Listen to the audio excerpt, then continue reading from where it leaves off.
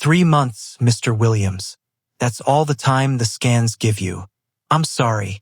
3 months, and no one to cry at my grave. 3 months, and no one to carry my name. Clara, if you knew you had 3 months to live, what would you leave behind? And that was the night everything changed. A man condemned by fate, a woman bound by survival, and a pact that would shock them both.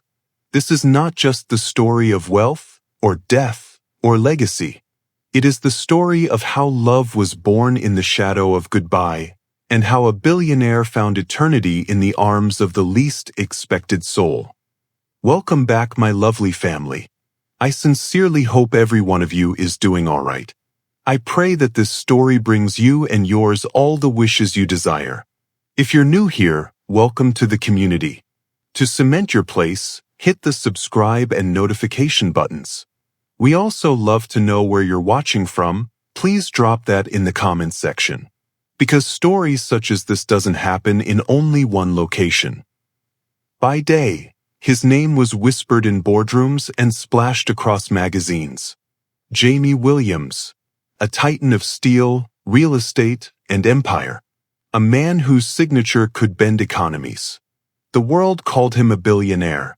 But when the doors closed and the rooms emptied, he was something else entirely.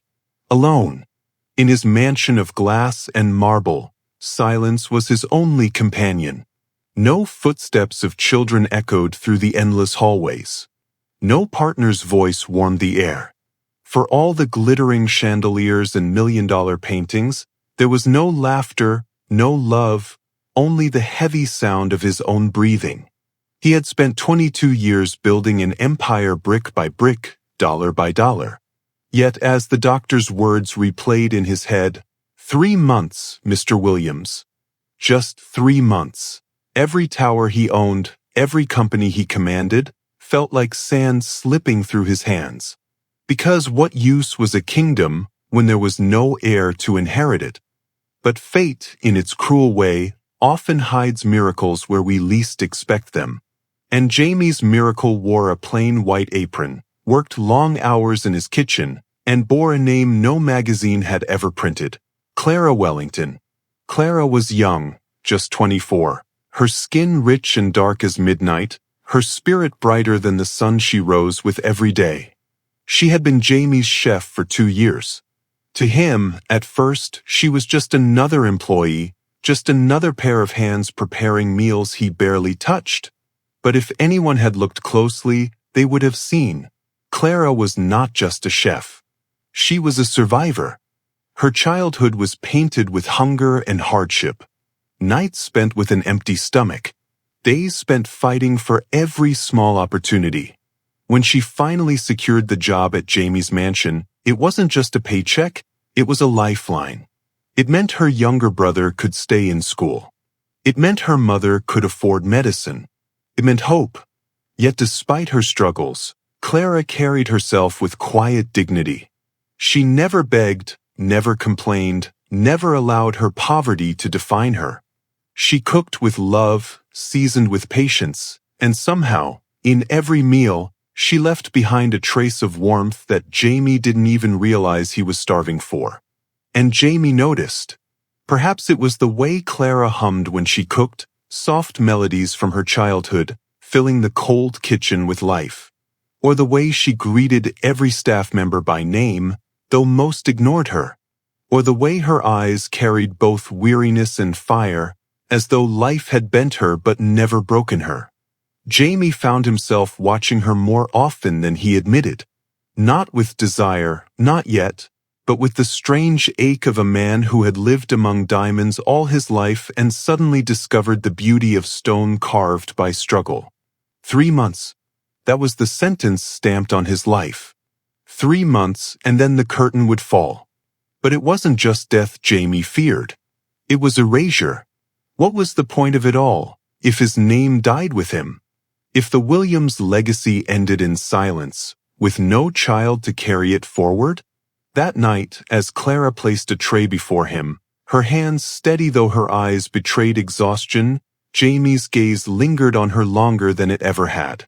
Something stirred in him, An idea, desperate, unthinkable, yet impossible to silence.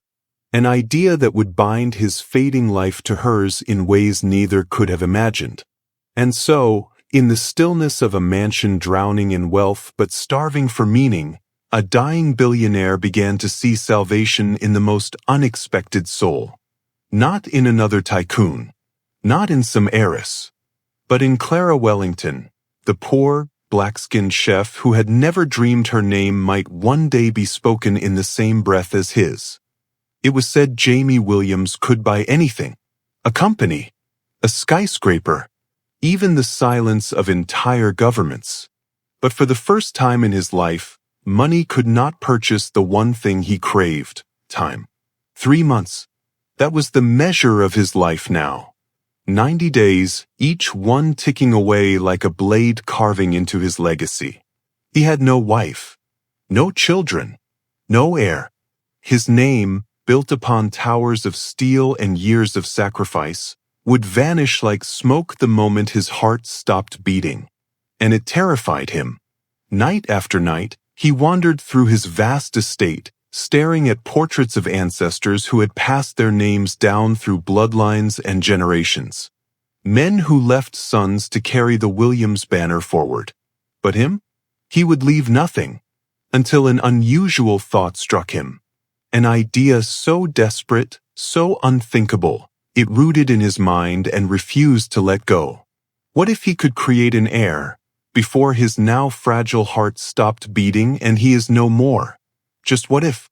And when his mind searched for the one person he trusted enough to share this secret of secrets, it landed, again and again, on Clara Wellington, the woman who had cooked his meals with care, who had worked quietly, honestly, asking for nothing but giving warmth without realizing it. She was not of his world of wealth. She had no power, no name that could rival his. But perhaps that was the point. She was pure, genuine, a soul untouched by greed. And so, with the weight of death pressing upon him, Jamie made a decision that would forever alter both of their lives. The next evening, he summoned Clara into his study. Jamie was seated in the shadows even though in his expensive study chair, while Clara stood nervously before him, her apron still tied. She fidgets with her hands. His words were not the commands of a billionaire. They were the trembling confession of a man desperate to leave something behind. He told her the truth. The cancer, the 3 months, the emptiness of his empire. And then he spoke the impossible. He asked Clara Wellington to bear his child, not as his mistress, not as his lover, but as the vessel of his legacy, the heir to a kingdom he had no time left to protect. Clara was stunned. The proposal hit her like a storm. Her mind raced, questions, fears, anger. Was this cruelty? A test? Or a twisted kindness wrapped in gold? She thought of her mother's hospital bills, her brother's unpaid school fees, the weight of poverty pressing like chains upon her family. And here stood a man offering security beyond imagination, in exchange for something she could never get back. It was not money alone at stake. It was her dignity, her future, her body. As Clara leaves the study, walking down the endless hallway of the mansion, her footsteps echoing like a drumbeat of fate. She steps outside, looks at the night sky, her breath heavy. Her hands clutch her apron as tears glisten in her eyes. 4 days, Clara wrestled with the decision. She prayed. She cried. She argued with herself in silence. This was not the life she had dreamed of. She wanted love. She wanted family. She wanted children born of affection, not transaction. But what if this was her chance to break free from poverty forever? What if her sacrifice could rewrite her family's story, lifting them out of struggle for generations? And then she remembered something. Her father's words, spoken long ago before he passed. Sometimes, Clara, sacrifice is the seed of tomorrow's harvest. What you give today may feed 1,000 tomorrows. So one quiet evening, with trembling lips and a heart heavy with both fear and resolve, Clara walked back into Jamie's study. She stood tall, though her body shook, and whispered the words that sealed their fates. Yes. And in that moment, an unlikely pact was born. A dying billionaire and a struggling young woman, bound not by love, not yet, but by a contract of survival and legacy. Neither of them could have known that what began as desperation would soon transform into something greater than either had imagined. At first, it was just an arrangement, a pact sealed in silence. Clara Wellington was to give him an heir. Nothing more. No expectations of love. No promise of happiness. Only duty and survival. Jamie made sure she was cared for. A new wing of the mansion was prepared for her comfort. Doctors were scheduled. Nutritionists advised. Money flowed to her family like a lifeline. By every measure, it was a transaction. A deal struck between power and poverty. And yet, something unexplainable began to bloom in the shadows of that cold arrangement. It started with small moments. A meal taken together at the long, lonely dining table, where Jamie for the first time in years actually finished his plate. A conversation by the fireplace, where Clara's laughter slipped through, light and disarming, like sunlight spilling into a darkened room. Jamie had been surrounded all his life by sycophants, flatterers, and opportunists. But Clara was different. She didn't bow to him. She didn't fear him. She treated him not as a billionaire, but as a man, a sick, lonely man facing the edge of his days. One evening, she teased him about how he never touched the desserts she prepared. Jamie, startled, found himself laughing. A real laugh, unpolished, unguarded, the kind he hadn't heard from his own lips in decades. That night, Jamie wore a robe, sitting by the fireplace, smiling faintly as Clara sets down a tray of dessert, playfully shaking her head at him, while the firelight flickers on their faces. He obviously appears a happier man. Clara, too, began to see a different side of him. Beneath the iron mask of power, beneath the arrogance that the world assumed, there was a man afraid. Afraid of the dark. Afraid of silence. Afraid of leaving nothing behind. In late hours, when the world outside slept, Jamie spoke to her of his childhood. The loneliness of growing up in boarding schools, the coldness of parents who loved reputation more than affection. He confessed he had built his empire not out of ambition, but out of defiance, a boy trying to prove to the world he mattered. Clara listened, patient, gentle, without judgment. And sometimes, when his voice broke, she said nothing at all, just sat near, her presence enough to quiet the storm inside him. As days blurred into weeks, Jamie began to change. He was still ill, still marked by the shadow of cancer, but his spirit stirred. He woke earlier, ate heartily, smiled more often. His doctors noticed. The mansion staff whispered, was it treatment? Or something else? Clara herself wondered the same, because even she began to feel it, the strange rhythm of something she had never expected. This was not the love she dreamed of in her girlhood. Not roses, not dances under moonlight. But it was something deeper. A companionship forged in the fire of despair. Sometimes she would catch him staring at her, not with desire, not even with pity, but with gratitude. As if her very presence had become a medicine no hospital could provide. And sometimes, when she retired to her room, Clara found herself smiling without reason, her heart lighter than it had been in years. Their relationship was never meant to be romantic. Yet romance has a way of slipping through cracks where it doesn't belong. It grows in laughter shared at midnight, in stories whispered when the world is asleep, in the silent comfort of two souls sitting side by side, saying nothing and needing nothing more. And though neither spoke it aloud, both began to realize, This was no longer just a contract. This was something else. Something fragile. Something precious. And if you, watching this now, believe that love can sometimes be found in the unlikeliest of places, take a moment. Subscribe to this channel, because stories like this are only just beginning. And tell us in the comments, have you ever seen love bloom where no one expected it? We'd love to know your story, wherever you are in the world. What began as a pact of survival was slowly transforming into a romance neither of them had dared to hope for. A romance born not of wealth, nor desperation, but of something far rarer. Human connection. Winter melted into spring, and with it came whispers of something extraordinary. Clara Wellington, the young chef who had entered this mansion with nothing but humility and resilience, now carried within her the heartbeat of tomorrow. Jamie Williams was going to be a father. The news struck him harder than the doctor's sentence of death. For months, Jamie had lived in dread, counting down the days left to his name. But now, for the first time in decades, he began to count forward. Not to the end, but to a beginning. Each morning, he found himself waiting in the kitchen, not for meals, but for Clara. To ask how she felt. To watch the light in her eyes when she spoke of the small changes in her body.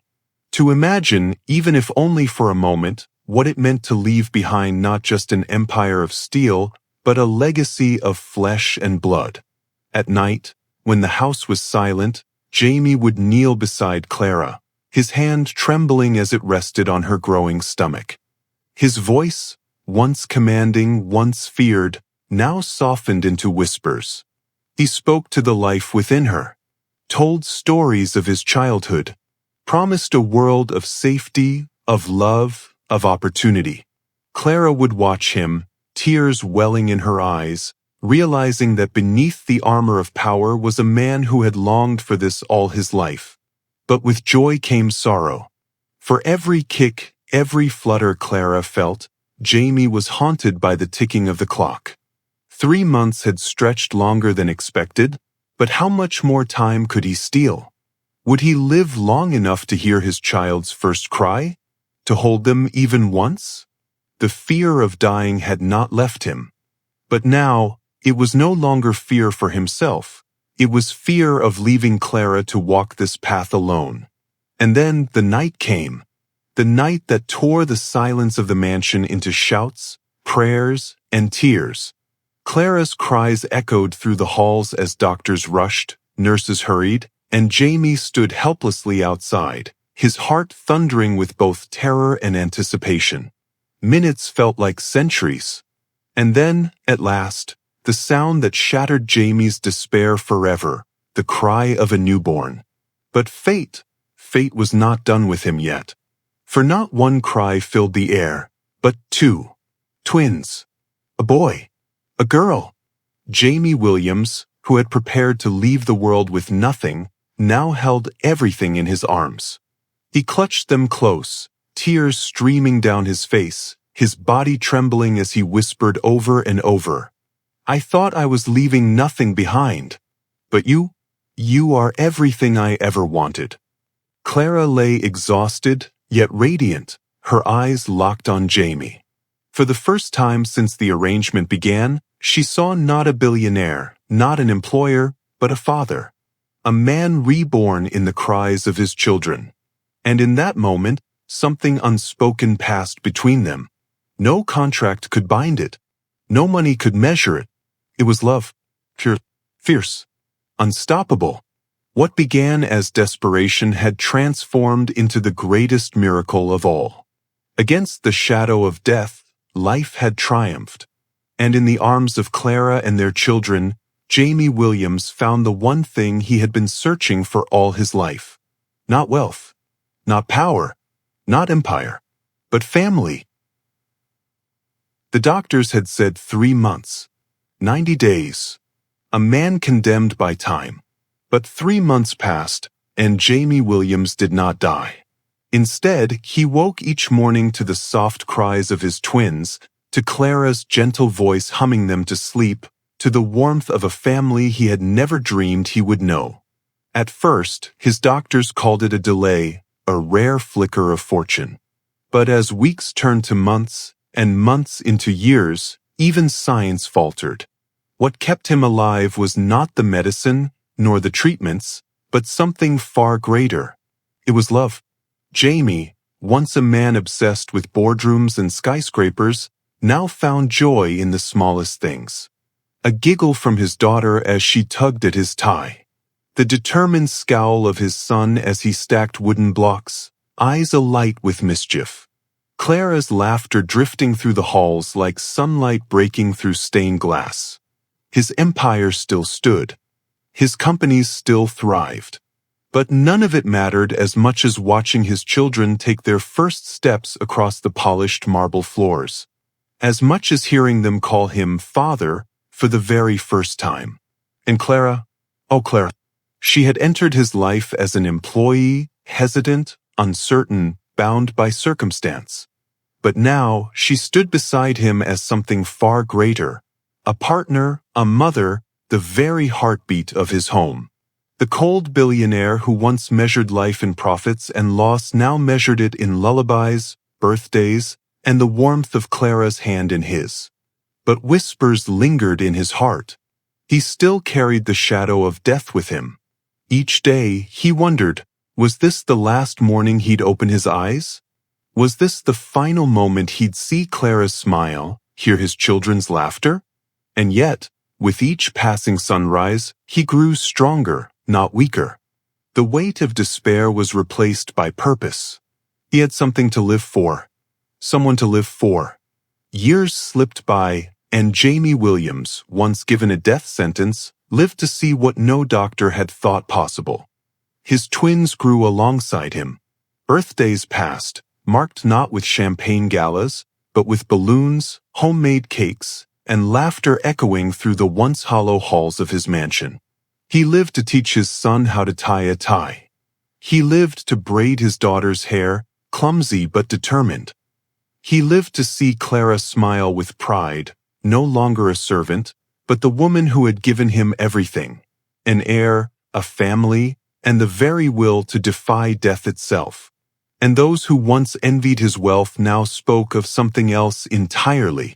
Not his skyscrapers, not his fortune, but the miracle of a man who should have been buried, yet lived on, because he had found a reason worth living for.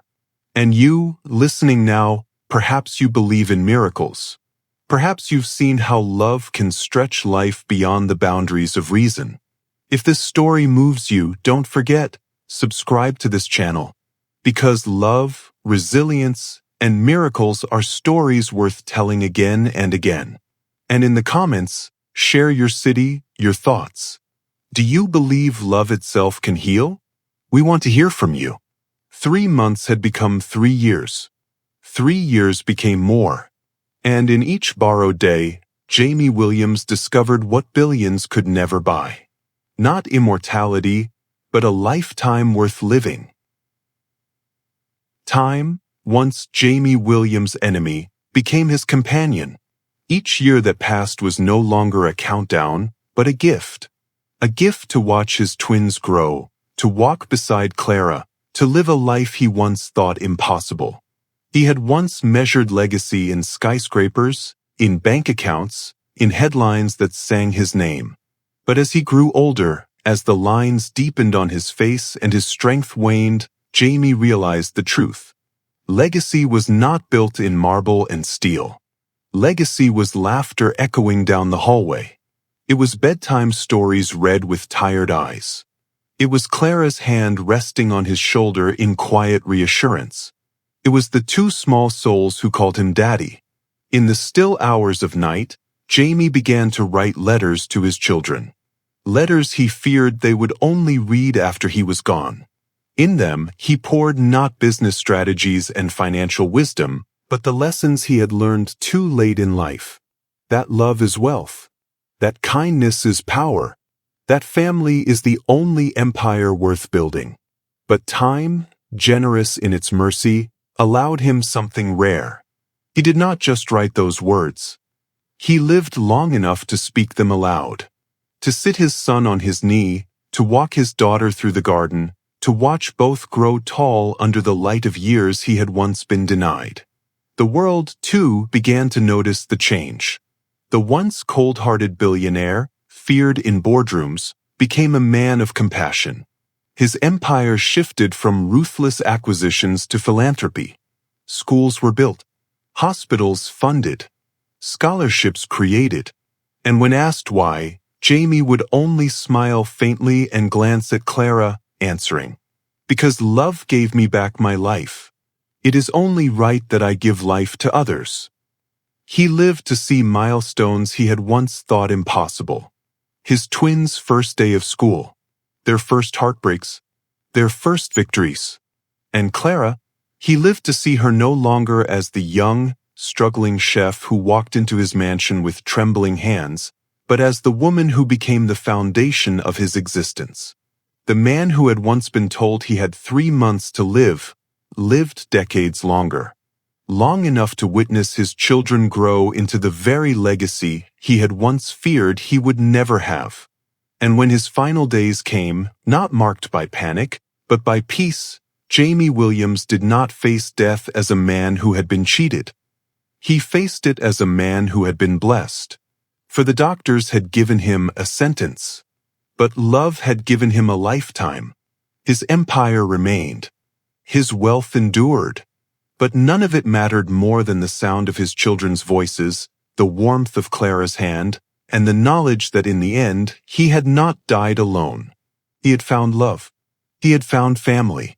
He had found eternity in the hearts of those who would carry his name, not as a billionaire, but as a father, a partner, a man who chose love when the world told him time had run out. So my dear lovely family, when everything else turns against us, may we choose love, may we find love, and may we stay in love. If you agree with this prayer, quickly hit the subscribe button now. Also click on the notification button so you don't miss the next incredibly heartwarming and soothing story. Until next time, stay safe.